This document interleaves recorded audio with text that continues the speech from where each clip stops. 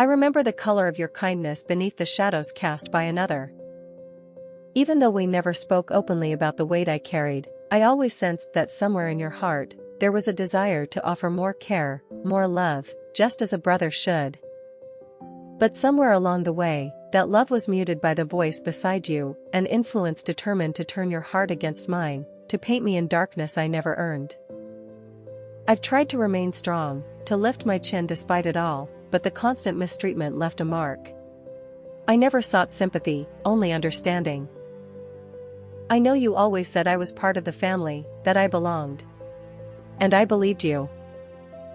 I believed that the same doors opened for others would open for me too. You gave advice, offered guidance, and for a moment, I hoped. But somehow, what was fair never fully reached me. I sensed the quiet resistance, the way hesitation grew whenever something good was meant to come my way. I knew why. The voice beside you never stopped. Whispering doubt, spinning stories, slowly pulling your heart away from what was just and rightfully mine. All I ever wanted was what any sibling hopes for, to be treated with the same fairness, the same trust, the same care. I felt your frustration, though the brush in your hand no longer moved with your own will. The chorus around you smeared every color between us. And I won't pretend it didn't hurt. Still, even through the ache, I choose to remember who you were before the noise. I mourn the ease of our sibling bond, now distant. But I also remember the flickers, the softened glance, the quiet favor, the unspoken understanding. For those brief moments of light, I thank you.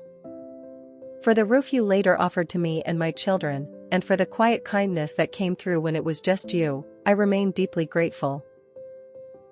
It's been hard carrying the weight of misjudgments in silence.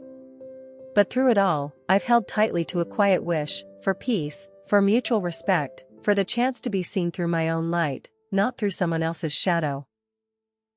May your heart one day come to see the full truth, not just the version whispered in your ear. Some bonds laugh at distance and outlast even the quietest years. The brother whose gentle spirit, and the family who shared it, reached me across miles and seasons. Though our conversations have grown sparse and his voice has fallen silent, their early embrace still warms every memory. Though miles stretched between us, his love never seemed to notice the distance.